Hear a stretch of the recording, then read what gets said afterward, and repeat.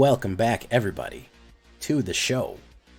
I am your host, as always, Jay Villain, aka That Villain Jay, and with me is my co-host for all of these Black Council podcasts, Mr. Numbskull. There he is, ladies and gentlemen. What's up, guys? How's everybody doing? Mr. Numbskull is currently ranked negative square root of 1,000 in Mythic. No, not Mythic yet. Oh, okay. Well, he's pushing there. Yes, with me as always is Numbskull on the Black Council podcast. Welcome, one and all. We are growing, guys. We officially do have our patron-only Discord available. All right? And we are doing stuff in there. We're getting it in there. People are posting decks. We're talking about new and upcoming episodes. So one of the things I wanted to talk about is me and Numbskull worked out kind of a schedule of how we're going to go forward, or giving our podcast a little bit more structure. And we posted that on our Discord, and we posted it on our Patreon page of how things are going to work. So basically, we're going to have kind of a revolving schedule of different topics that we're going to cover. And we kind of talked to the patrons, we looked at everything, and we said, what do we want to do? What do we want to see?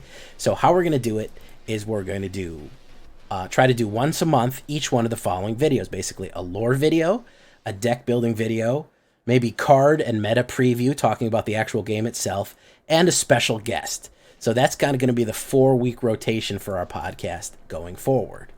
And if the actual subjects that we want to hit every week, well, if you were a patron of our lovely podcast here, a member of the Black Council, like any of the following people, like Magic Studios, aka Larry Paradabo, Lord Gypticus, Satanosaurus, Ghastly Cassius, Nickel Nuts, Mr. Man, Warminds, Ulfveer, Clever Sounds, Blood Chief, and of course Mr. Paradabo himself. Any of our lovely patrons, well, they all get to say of what we're doing, of what's coming up, and of where we're going from here.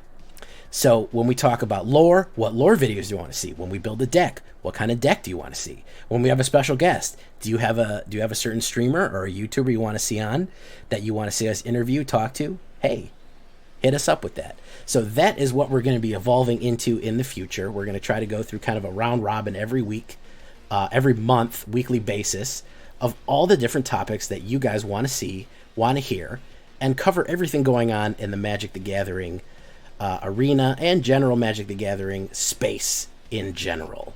So that's the idea going forward, and that's what we're going to be doing with the Black Council podcast. And don't forget that whenever we have that once a month where we make a deck, if you want to see the gameplay from that deck, our patrons are the ones who have access to that. We'll make the deck during the podcast for you guys, but if you want to see some games, you want to see if the deck was any good or not, you'll have to check us out on Patreon, man. Yes. As little as $1 a month, you can get access to gameplay, access to the Discord, and then you get your input as an official council member of what we do in each episode, and who you want to see on the podcast, what kind of deck do you want us to build, what lore do you want to hear about next, what cards do you want us to go over, what formats do you want us to look at, in regards to the state of the game and things like that. So we try to give you as much as we can for as little as possible. We just want as many people in this council as possible, so the more the merrier. We at what did Jay rattle off, like 13 people? 13 people, yeah. We're at 13 patrons. 13, okay. Lucky number 13 at the end of October. I like that. Yeah, that was October for All Saints Day. Yeah, 13 for All Saints Day. I like that. But yeah, so I would say, if you're able to, definitely join, because we're only going to be able to give you guys more and more stuff as this progresses. Yeah. The more we can get, the more cool stuff we can give you guys access to. And like I said, we made it as cheap as we can. I think they let us. That's the minimum. The minimum, yeah. We're allowed to charge people 99 cents a month. Yeah. If you want to do more, you want to do $1 an episode, sure. If you want to do a flat amount a month, any kind of you can give and join is going to be it. And I think our next patron goal, if we get to 20, we're going to try to run a Black Council tournament. Because I feel like with 20, even if we do a Grand Prix, and me and Numbskull will be in it, and we might even invite Max Damage, some of our old guests, to be in there on there too. Yeah, that would be fun. So we'll try to figure out how to do like a tournament, because not everyone's going to want to participate, so we won't get all 20 in there. But if we do get 20 patrons, we will run the Black Council tournament. So yes, that is what we're going to be doing, and that's what we're going to be doing going forward, delivering you some fantastic Magic the Gathering related content. And I'm really excited about it. I wanted to drift into more content, some non-deck content for Magic for a long time, and this is really letting me able to flex my muscles with that, which I'm very happy about.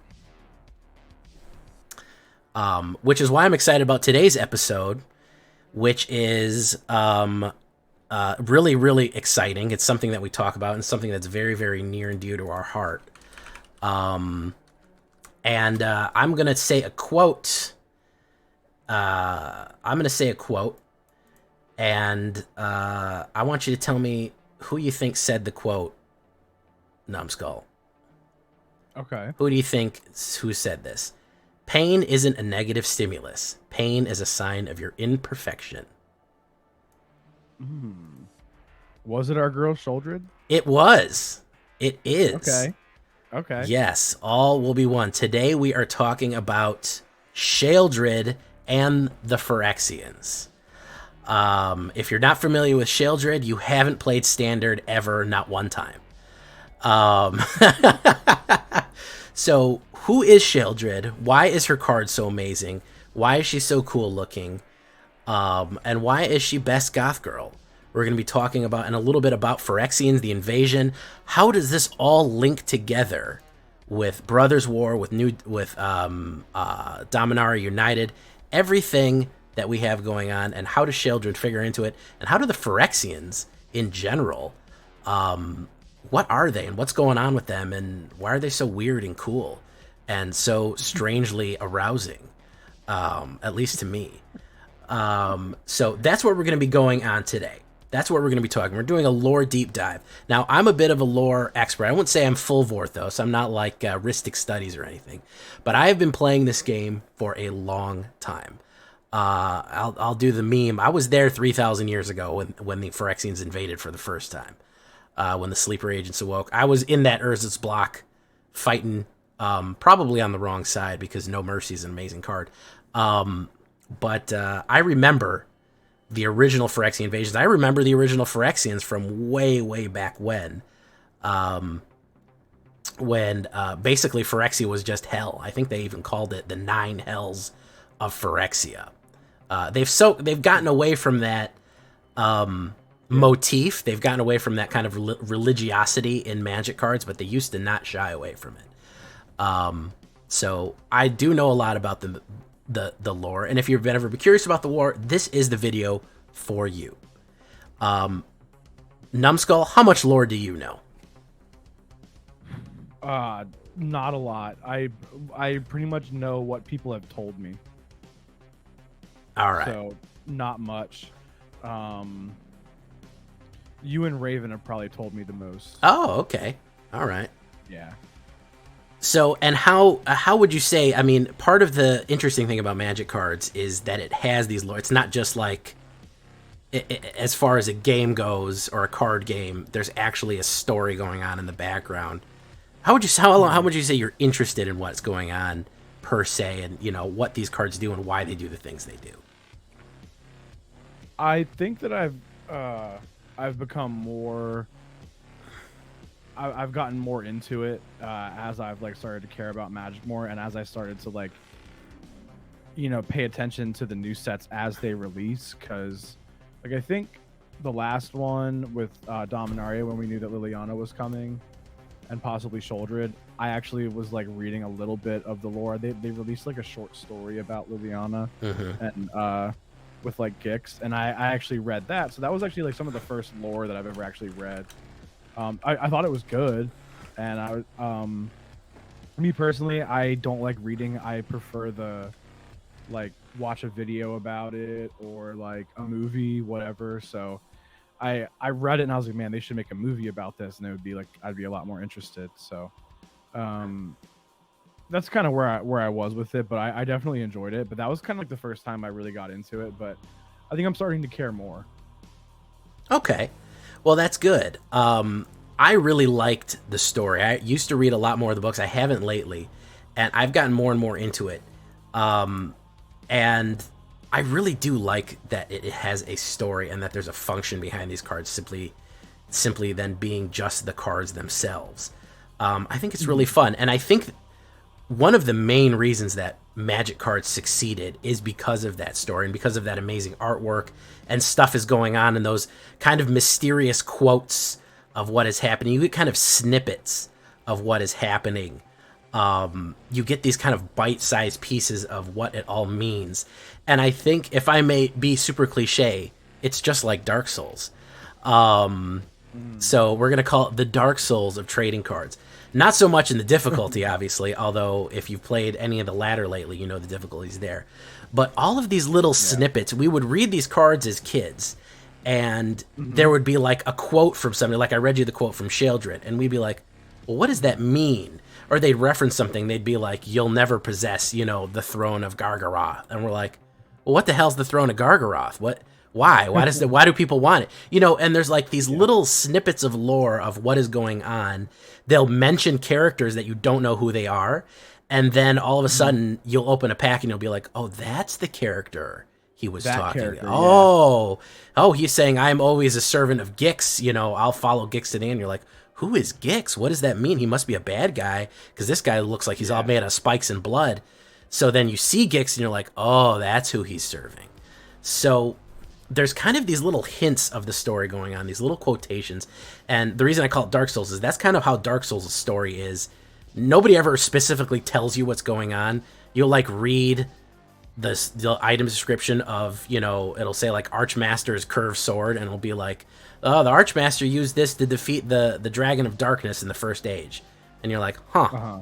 And then you'll see, you'll get another item and be like, a scale of the Dragon of Darkness when he was killed. And you'll be like, okay, so obviously something happened. There was an evil dragon. And so you kind of piece together these kind of information. And so a lot of people are using Sheoldred. And I don't know if people really understand what is going on or even what she is. So without going too much, let's talk about the Phyrexians. A Phyrexian is a biomechanical life form that is essentially a parody of organic life. They are machines. They are essentially machines through and through, although they do include some occasional organic components of biological components in them. They are mostly machines. And what makes them machines was something called the glistening oil, or the Phyrexian oil, or the ichor, which is kind of a weird magical nanoparticles of power stones, believe it or not.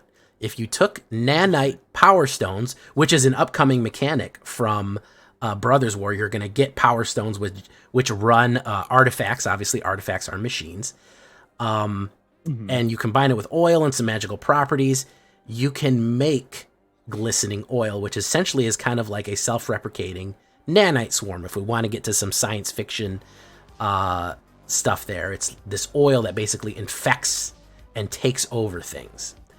So the Phyrexians, these kind of mechanical infection takes over and makes things into Phyrexians.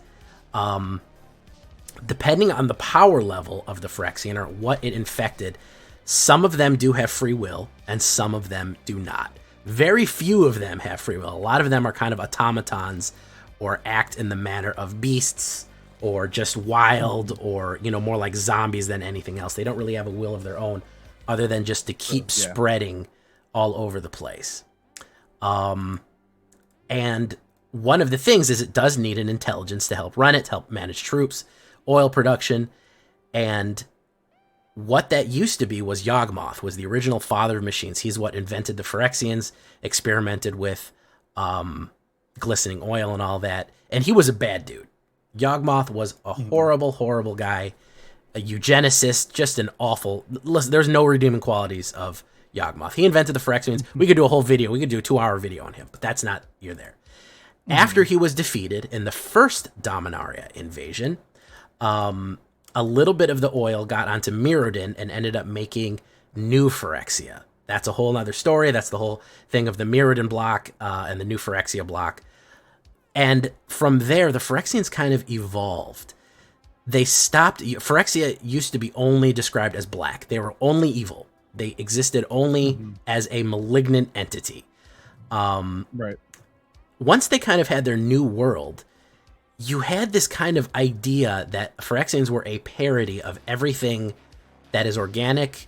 They're kind of a weird mirror world of Dominaria, meaning they have all the colors now. They had access to all the colors. There's green Phyrexians, blue Phyrexians, red Phyrexians. We remember our good buddy Vorinclex. Everybody remembers Vorinclex. Yeah. He represents the savage nature, the survival of the fittest of Phyrexian culture. So it's the kind of the negative aspect or the ruthless aspect of green. Jin-Gitaxias from the Kamigawa block. He was in Kamigawa. He was the Praetor. And he represented the unbridled research and expansion of knowledge without any kind of morality that would govern in any kind of blue. So blue just with unhinged blue. And you see I'm mentioning these people. They're called Praetors. There's Urbarg, which is the red one that nobody uses. Jin-Gitaxias, which is the blue one. Vorinclex, which is the green one. We have the lovely lady who is named Elish Norn, who is actually the white Phyrexian, the white mana Phyrexian, which to me, seeing that for the first time was very strange considering Phyrexians used to be only black. And she represents the strict orthodoxy, essentially the state, even cultural, even species-wide religion of the machine gods. The worship of the perfection of the machine and of the self. And then, that she is the White Praetor. Then we have Sheoldred, who is essentially, I think, the apex Phyrexian, because she represents everything that Phyrexia was. She is Sheoldred, the Whispering One. She is about the complete and utter domination of every other thing in her domain, of Phyrexia over all. That is the end. She is the end-all, be-all. She is the great darkness that is coming. That is why she is Sheoldred, the Whispering One, and Sheoldred, the Apocalypse. So she represents black taken to the Phyrexian extreme of the complete elimination of every other competition and the domination of everything under Phyrexia and the rule of New Phyrexia and the Praetors. So that is who Sheoldred is. A Phyrexian Praetor who represents the ultimate apex of what the black color, the black mana color, means. All right? So that's where we're going to start with. That's kind of our beginning starting point. Any questions so far, Numbskull, as we go into this? I think this one is maybe something that other people have wondered, and I wondered at first when I heard about Phyrexians. Like, what is their main goal? What's their end game? And, what are they trying to accomplish? So the Phyrexians want to turn everybody into Phyrexians.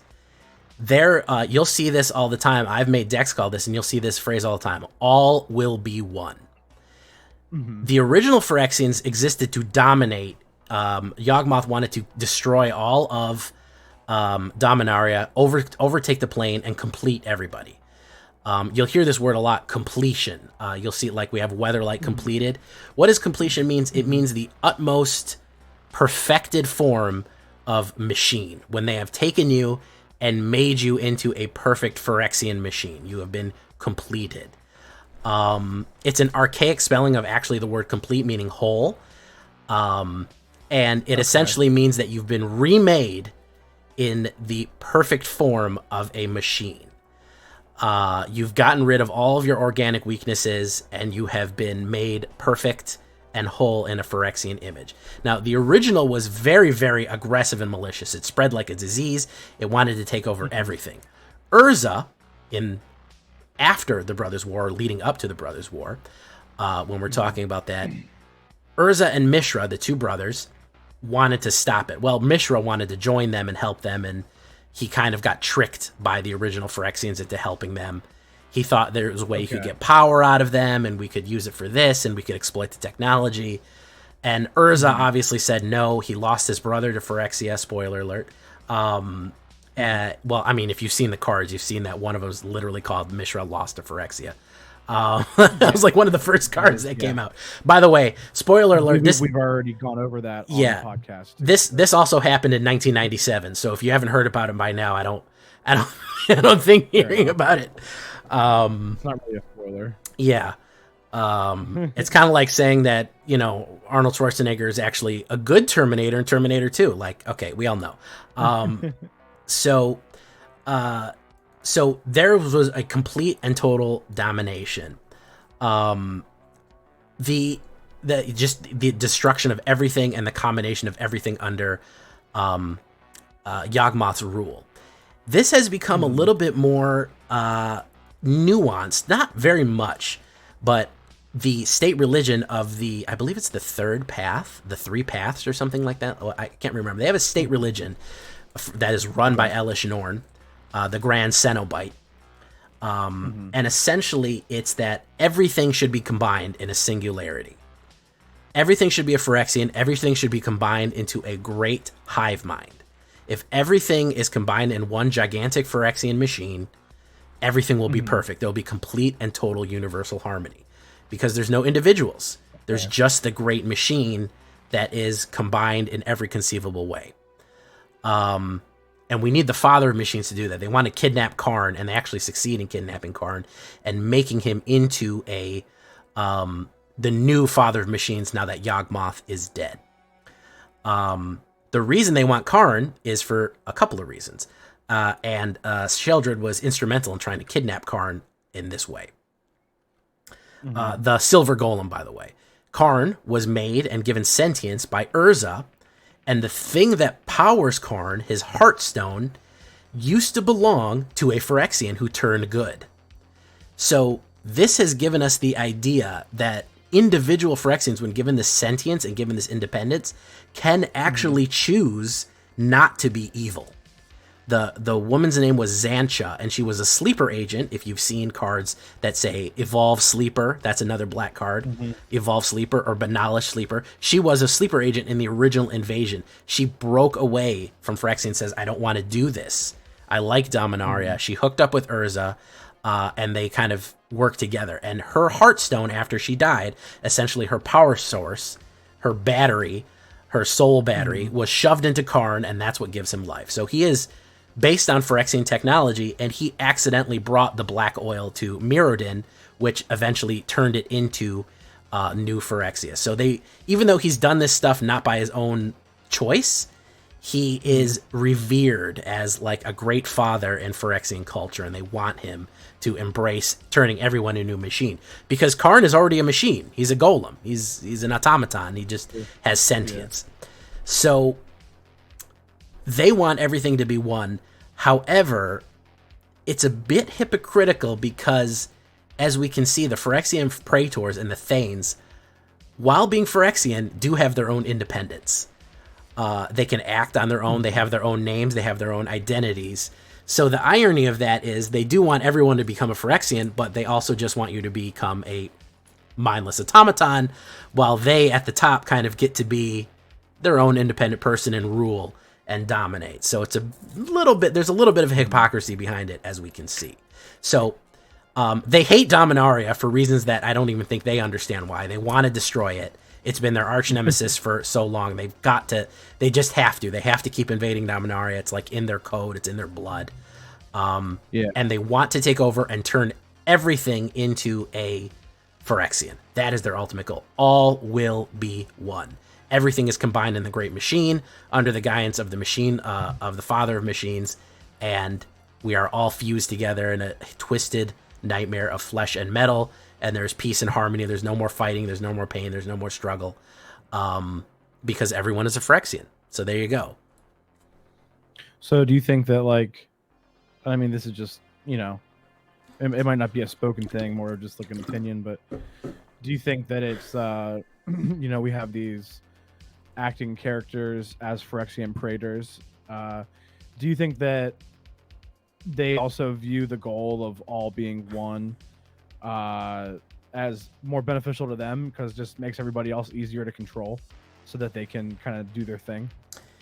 I would say yes. If everything is subservient to the will of Phyrexia, they don't have to fight. Yeah. But it's also kind of a self-defeating goal, because if they do succeed in that, who are they going to fight now? What are they going to do? What's their function? And the other... that's kind of why I asked that question. It's like, yeah. It's the end game here. It's like you got everybody doing that, but then what do you do? Yeah, and the irony is they all fight each other too. All the different colors are kind of their own domain. Okay. So Sheoldred rules over a specific area of Mirrodin. Okay. And what is the name of the place that she rules over in Mirrodin? I believe it's called... Oh, God. They all have a different domain in New Phyrexia that they're kind of control over and they rule on. And that's kind of their job, is to look over that area. They attack each other because they all have different ideas of what should be, what will lead us to the best. What is the best way to do this? Sheoldred is interesting because despite being black mana, she just believes that domination over everything. We should just rule over everything, force, death, whatever you have to do. But she doesn't do it through violence. She does it through kind of spies, manipulation, whispers. She doesn't do it through so much force. Like Vorinclex is survival of the fittest. If might makes right. That's his whole idea. He's mono green. So if you're strong enough to survive and you rule over everyone because you force everyone through sheer bodily strength, then that's perfectly acceptable. That's how it should be. That's the natural world. Jin-Gitaxias is again evolution through knowledge. Keep working with machines, keep moving technology forward, and rule through that way. The Grand Cenobite, being from white, Elish Norn, she has the idea of a religiosity to it, that everyone should worship. It should be a spiritual undertaking. It should be like a church. This should be a holy mission, because as we know, white has to do with angels and holiness and all that. Sure. And red is just kind of through sheer fury, through sheer speed, just through overwhelming, the main doctrines of red. That's how we should do it. So they all kind of fight each other. They all kind of fight each other for what would be best. They all do agree that they have to exterminate all organic life. Yeah, that's what they don't want organic life anymore. Should all be machine life. And but how to do that, what the best method to do that is in question. So far, Elish Norn has kind of come out as the top one. And they all kind of serve her begrudgingly, but if Elish Norn ever let slip up or got injured or something happened to her, and somebody else would take over, they wouldn't be like, "Oh no, Elish, we're going to help you because you're really our leader." They would gladly take their shot at. They're all just like waiting for their chance for this power vacuum. Absolutely, yeah. And they'd be more deadly if they did work together. And frankly, this whole invasion is only came together because they did work together. Vorinclex on Kaldheim was stealing something to create something for somebody else, for Jin-Gitaxias. He was stealing some part of the Tyrite. That's what Vorinclex was there to do. Jin-Gitaxias was stealing the reality chip. They're all kind of doing something with some sort of direction. Likely at Elish Norn's direction. And Sheoldred was the key of the invasion. And that's why she is on Dominaria now. So normally you cannot planeswalk unless you are a planeswalker. You cannot jump multiverses. You can't jump realities to a different plane of existence unless you have a planeswalker spark. Tezzeret, being an asshole, helped invent planar bridge technology, which was actually used by Nicol Bolas, one of our old enemies, the dragon god. He stole that at the end. He got away and stole that ability, which is basically portal technology. It lets you portal to a new reality. Mm-hmm. And it lets non-planeswalkers jump between planes. This is extremely powerful. This is ridiculously powerful. Because you could essentially bring a whole army through. Sure. And that's what the Phyrexians were doing a long time ago. The technology kind of got lost about how to invade, and they got it back with the Planet Bridge. So Sheoldred came through the Planet Bridge to help spearhead the invasion, kind of secretly at first in the Dominaria block. And one of the things that happened to her, and one of the interesting things that happened to her, is that all of her organic components got burned away. The little bits of flesh and organic components that she had got removed. She was all machine, and she kind of went into a hibernation mode because despite wanting to be all machine, they still do have some sort of organic components in them. It really messed her up. Now, the other interesting about Sheoldred is that her original form, she looks like she has a spider body with a mouth. I'll put up a picture of that on the screen. And she wears a mask to cover a face that looks like a human woman. And that body part, the human upper torso, can be detached and reattached to any other machine. So she can use her spider body part, or she can be attached to a dragon engine. A dragon engine is actually going to be an upcoming card in the Brothers War. The Mishra? Mm-hmm. That's what happened. Yeah, that's when they meld together. So part of what happens with Phyrexians is you can undergo, this Phyrexianization, this completion. You can interface with like all kind of Phyrexian crap. So she has different literal bodies that she can snap into. And so she got put on a dragon engine, which was the Phyrexians' version of trying to make mechanical dragons. And they end up just being these gigantic grinding worm tubes. That fly. Yeah, that fly and do all kind of crazy stuff. They're humongous and unwieldy. She actually almost falls off a cliff if you read the stories. It's kind of funny. She loses her footing because she has this gigantic mechanical body. And she's like kind of having trouble. She's having trouble handling all that thickness. You know what I'm saying? She's having trouble wielding it, man. She's walking around. Shoulder got too thick. She got too goddamn thick with that dragon engine body. You know what I'm saying? and it's making me act up. Okay, she got her upper torso put on that dragon engine, and now she's as big as. She don't know how to act. She don't know how to act. She out here throwing it around, falling over and shit. So. She got thick for no reason and was throwing it around. Thicker for no reason. Yeah, she already had a crazy spider body. Now she got a dragon engine body. So that's what she did, and that's what she is using to attack. She is Sheoldred the Apocalypse. And her quote on that card is, "Gix failed, I will not." Gix was the original part of the original head of the invasion of Dominaria all those years ago during the original Urza block when Phyrexia invaded for the first time. Yawgmoth, I don't believe, ever actually invaded Dominaria. Yawgmoth was, at that point, gotten to like a gigantic like AI core. Like, he's not something that can move very easily. Like, he's completed too? Yawgmoth, yeah, that was the original creator of the Phyrexians. He was a human person. He was literally a doctor. Okay. So he tested it on himself initially. Yeah, and he started learning how to just figure out how to become a Phyrexian. And started experimenting on people, forcing the black oil into their eyeballs, whatever, just doing regular eugenics crap. Middle of the road, horrible torture testing. And he figured out how to complete himself. And he eventually just evolved into the point where he was like more of a sentience inside a gigantic machine than a human person anymore. He had twisted himself to the point where he was unrecognizable. He was just more like consciousness. Yeah, he technically had a body which just looks like this giant mass of like steel and with like a horrible face on it, but like it's not really clear what he looks like.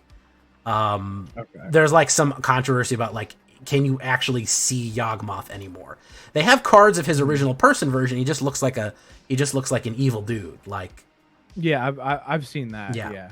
But after he became a Phyrexian, what he actually is kind of controversial. It's kind of hard to say exactly what he became.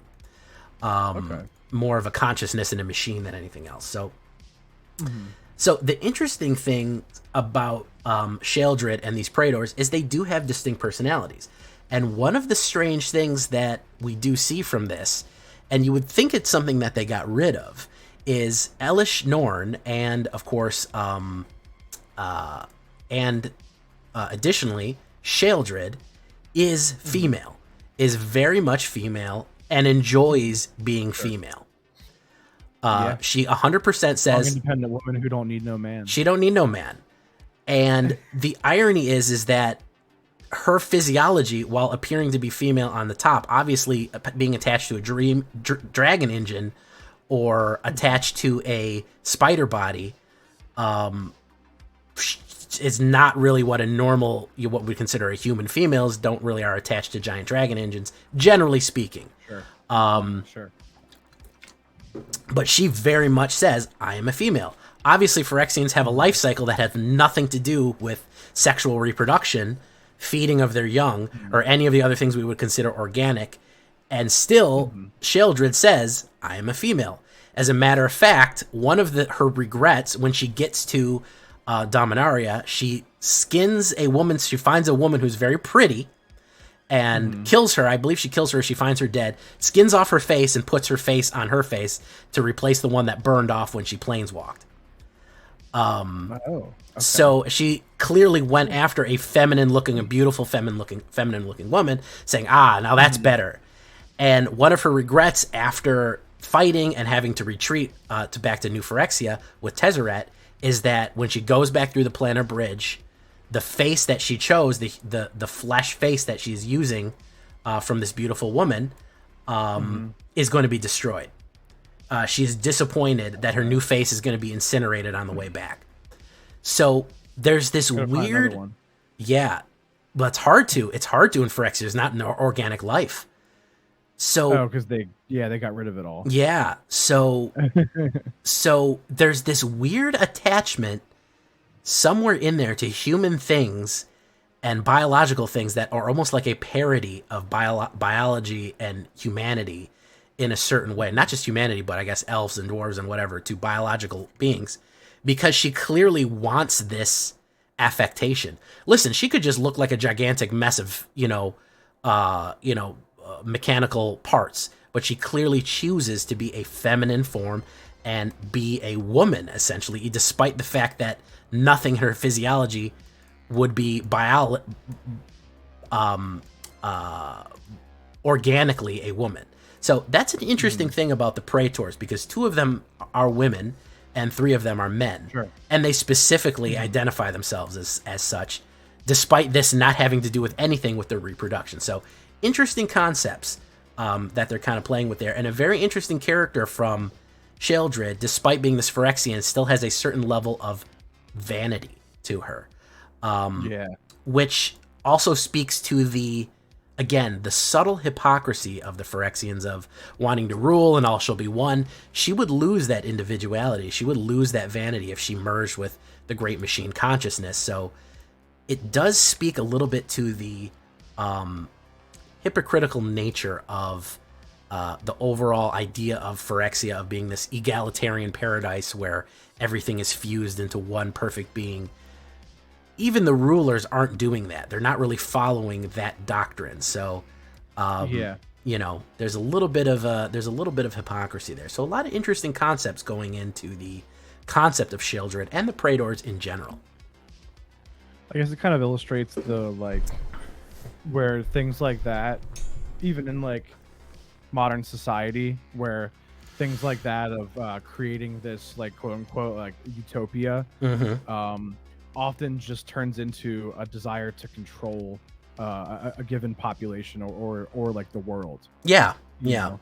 It's kind of like the theory of or I guess you say theory versus practice. Yeah. In theory, we want this utopia for everyone. In practice, well, it turns into, well, like, 5 or so of us just have like way too much power, and we act like we're above the rules and the doctrines that we even set in place for our perfect world.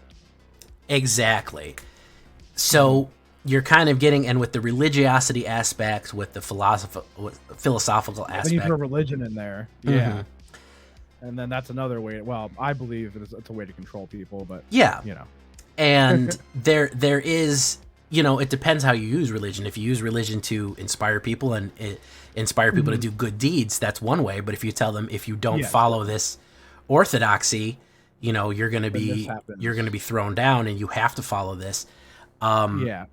So yeah, even Elish Norn, following the kind of the state religion of Phyrexia, if that was really their goal, all will be one. Everything is a Phyrexian. Well, who gets to be one of these sentient Phyrexians? Who gets to be one of these Phyrexians that chooses their face, like Sheoldred did, or just becomes a mindless servitor bot that carries gears from one place to another for larger machines. So while there is that kind of smack of hypocrisy, there is that idea that they're doing a good thing. Sure. I don't think that the Phyrexians view themselves as so much cartoonishly evil anymore.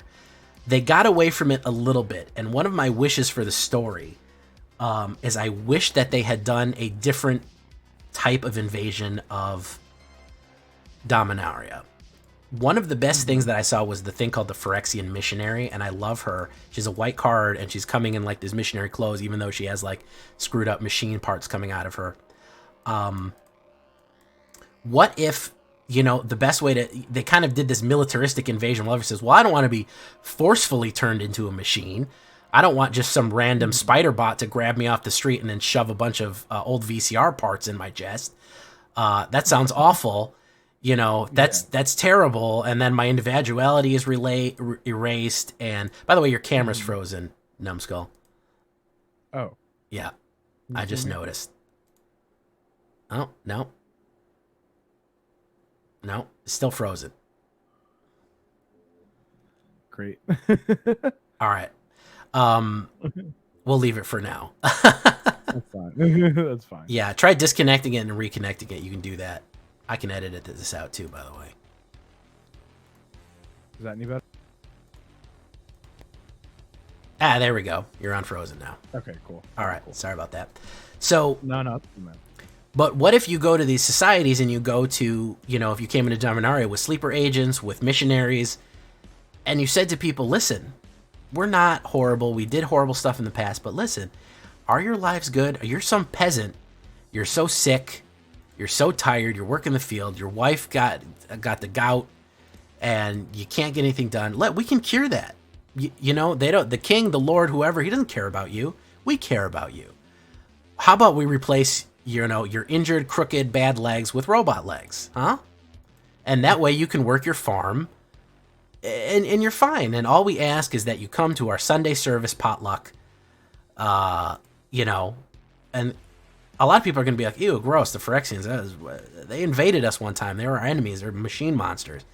But some people are going to say, man, listen, I'm in pain all the time. Nobody's helping me. Maybe I should go to the Church of New Phyrexia. Maybe I should go to check out what they're talking about. Maybe they really can fix my arm, fix my sickness. Maybe I can get it replaced with VCR parts. Maybe that's not a bad idea, because right now I'm suffering and nobody's helping me. So I would have thought it would be real interesting, instead of just this militaristic, all soldiers to the front, very bombastic invasion of Dominaria, which caused the unification again, the united front, the coalition, what they call it again, to fight them. You have these kind of cracks in society that the Phyrexians, I feel, could have, no pun intended, oozed their oil into, and done a more subtle thing. And I think that was a kind of a missed opportunity to kind of say, yeah, these Phyrexians, they're not that bad. They've cleaned up their act. They're giving us these things. They believe in equality for everyone. You dress it up in those words: equality, peace, justice. Because then you could do both. Exactly. Exactly. Because then you could like do it, say that we're taking over this plane for justice. Look at all the good things we've done. Yeah.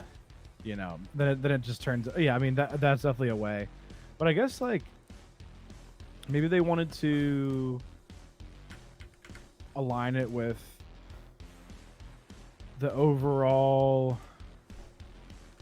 How do I want to say it? Like total dominance. So like we don't even care about giving you a choice. You never had a choice to begin with, because this is just what's going to happen. Yeah. And they want to align it with the like totalitarian kind of irrational, like assimilation into being, like to becoming completed or whatever. Yeah. I guess maybe that's the only thing I could think of.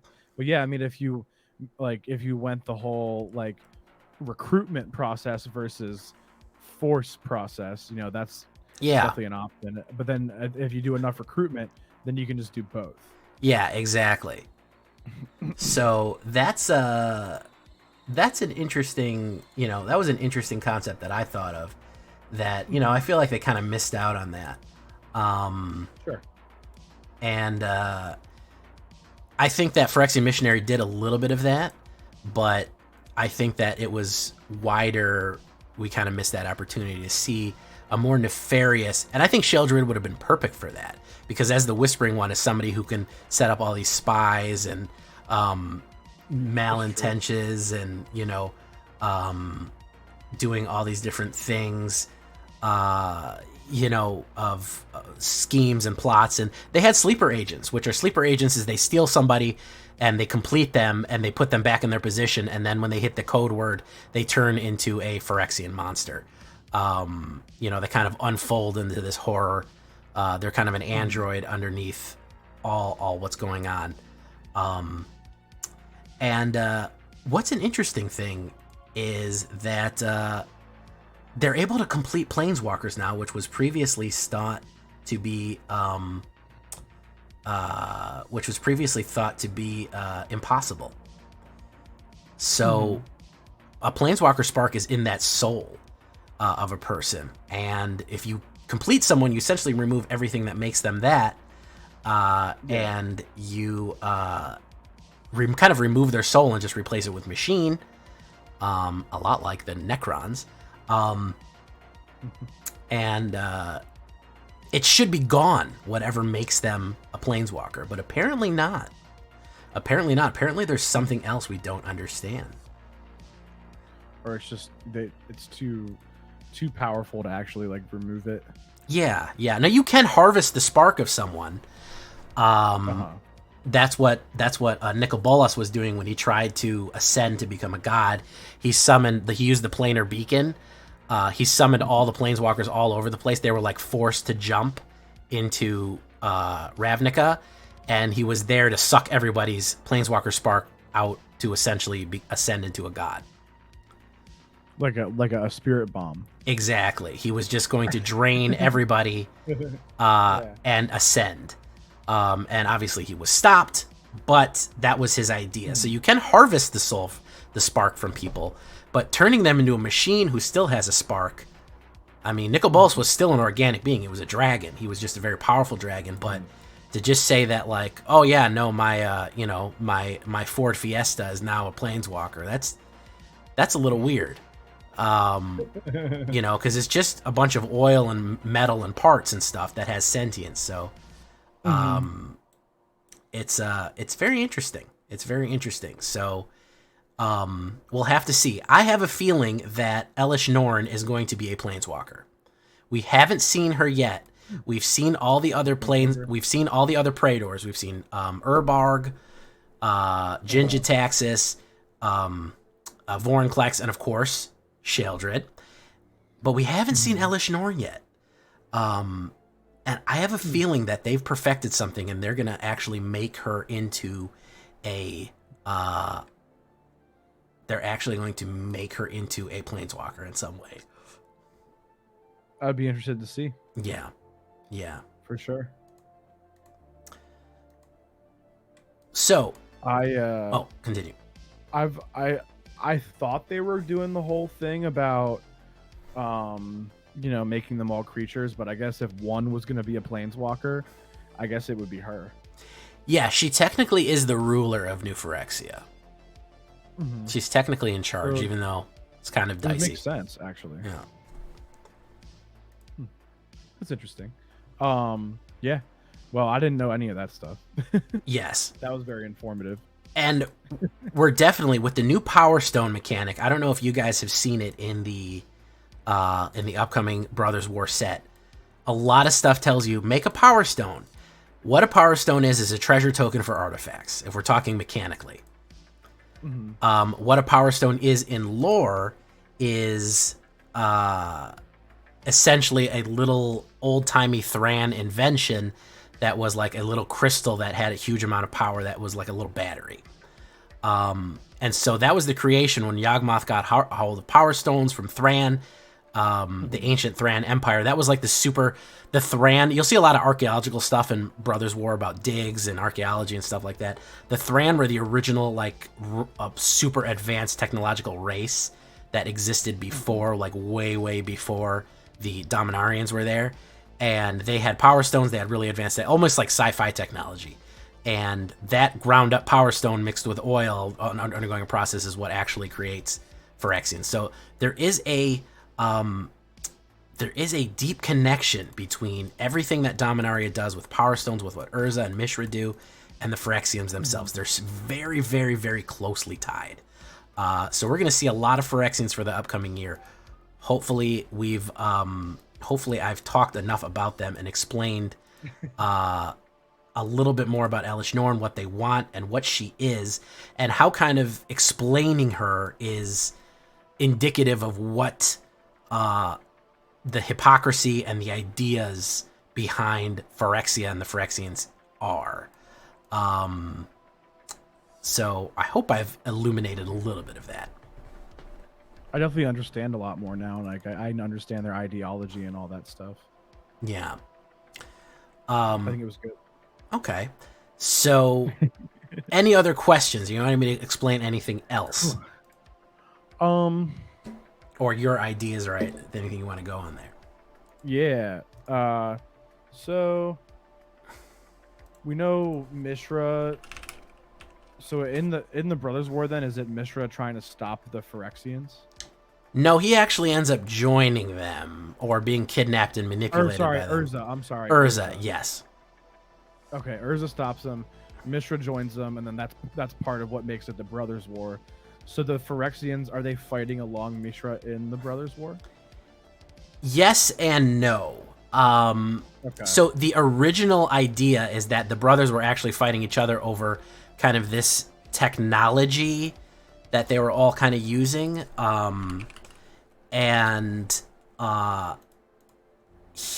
They were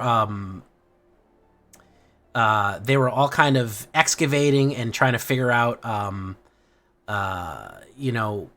what to do. But Mishra ended up kind of being used as like a pawn. He kind of ended up using as kind of a foil for he was kind of manipulated by Phyrexia. He didn't kind of really even know. He didn't even really kind of know originally what he was doing. But it did end up being that way. He was kind of a foil to get Phyrexia into the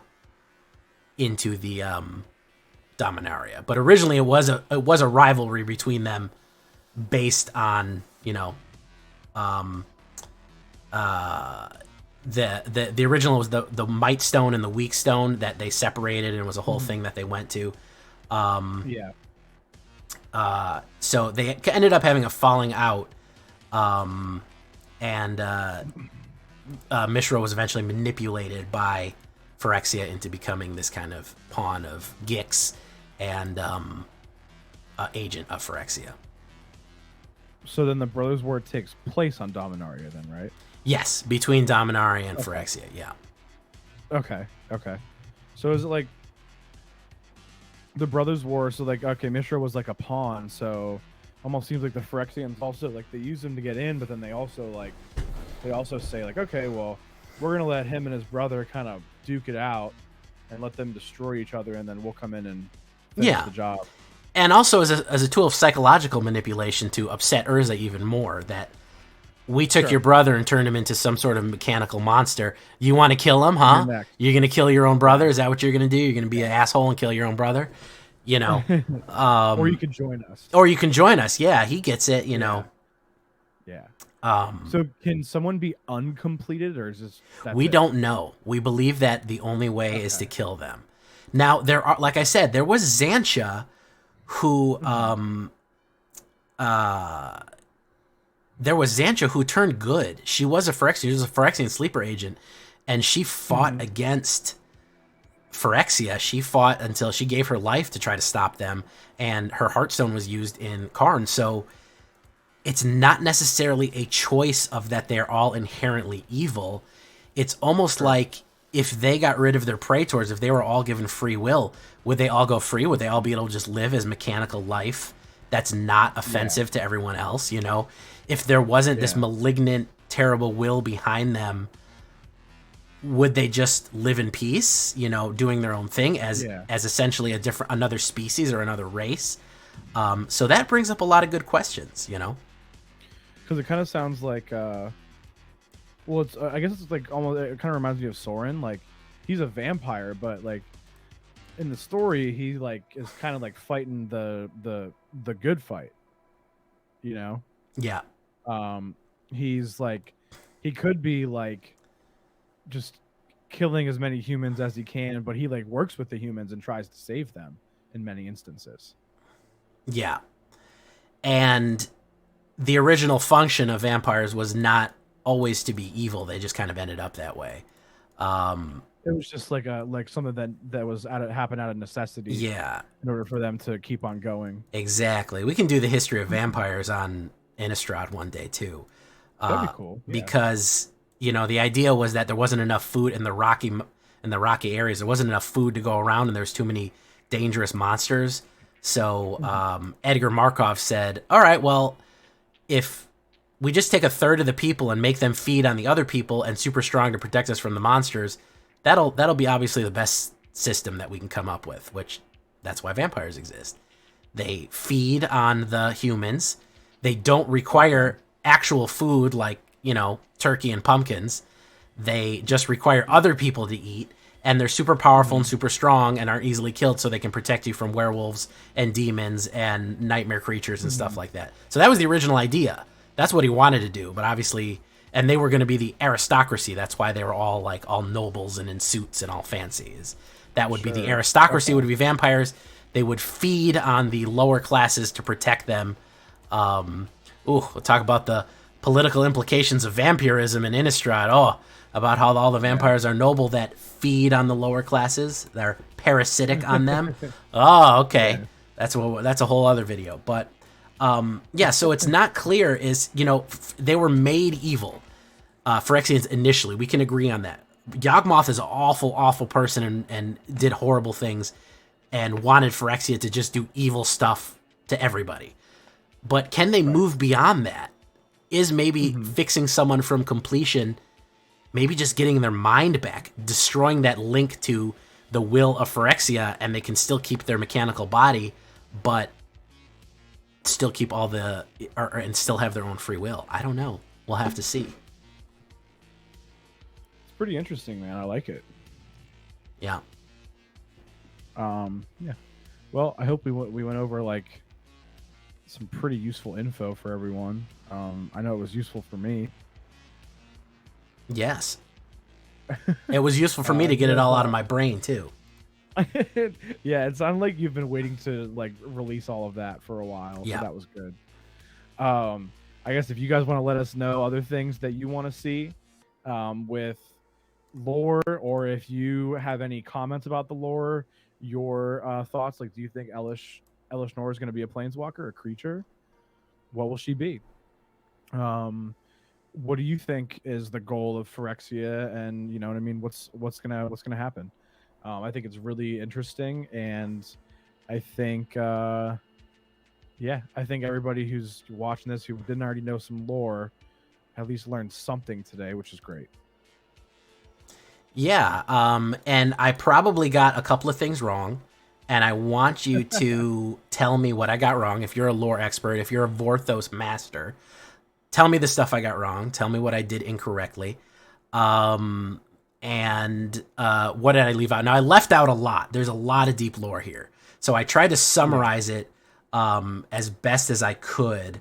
I try to kind of summarize it as best as I could, and in a digestible way in an hour-long podcast without going into, Lewton 40K style 6-hour-long lore deep dives. So I don't think I can do that to myself. My voice would give out. So I don't have the I don't have the perseverance to do that. But either way, I hope it was enlightening, and I'd love to do more lore videos. If you have an idea of what you'd want to do about some surface level lore and philosophy videos about what we're doing, about what's going on in the story, about what's happening, about all these different characters, leave us a comment or join the Black Council and vote on it. And tell us what you want, and we'll happily do it. Yeah, I know this was a J heavy episode. We're gonna do a Numbskull heavy episode here soon too. He's gonna teach us how to play Black. That sounds cool. Yeah, but it was a lot of me talking too, so a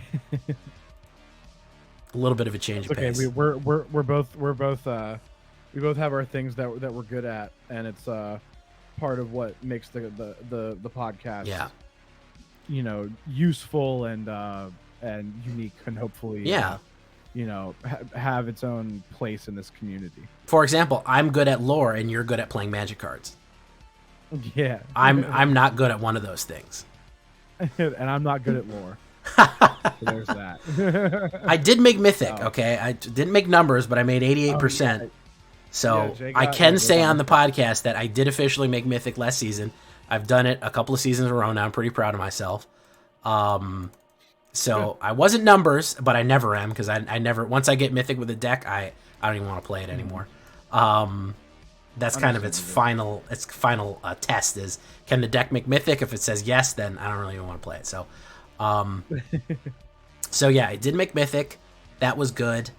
And I was happy about that. So hopefully we'll do it again this season. We'll have to see what comes out with Brothers War. Lot of cards coming out, a lot of artifacts. I think next, what is next? Is going to be our preview next week? I think it has to, because after that the cards are going to be like, yeah. So it's going to be preview week next week. Yeah, I believe. Yeah. And then we should have, like, for the most part, all the cards that are going to be available. They should, for the most part, be revealed this time next week. Okay.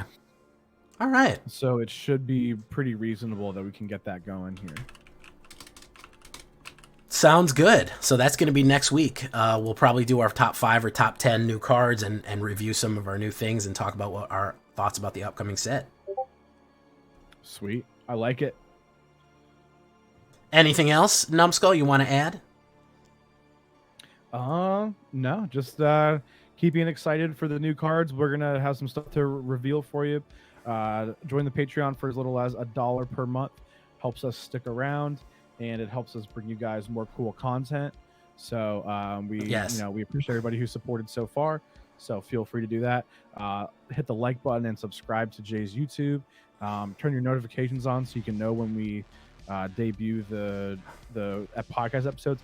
We try to do around like 6 or 6:30 Eastern every Thursday evening. But early for patrons if you want to see it a day early. Yes. Yeah. Yes. Another perk for patrons is that you get to watch these episodes up to 24 hours before they come out. So that's useful too. So, our patrons will have already seen this episode. So now we got 13 people who get to watch this early. And you could be the next one. So if you want to go in and get your early access, feel free. And, it's super helpful. Even just $1 a month, it goes a long way, because we want the volume here. We want to make the council huge. Oh, yeah. Wanted to get it big. Wanted to be as thick as Sheoldred.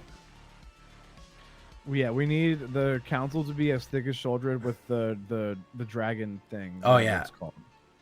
Absolutely. Yeah. But yeah, and as always, we appreciate you guys for watching. We love making the episodes for you every week. So thank you all for listening, and for anybody who stuck around this far, you're awesome. Absolutely, guys. And that'll be it for us for tonight. And I've been Jay Villain. You've been great. You can find us here at twitch.tv/thatvillainj. You're already on my YouTube channel, or you're on one of our fine podcast websites that we're on. Twitch.tv/thatvillainj, twitch.tv/num_skull_. Don't forget the second underscore for Numbskull. And yeah, I'm going to call this episode of the meeting of the Black Council to a close. See you guys. Take care. All right. Bye-bye.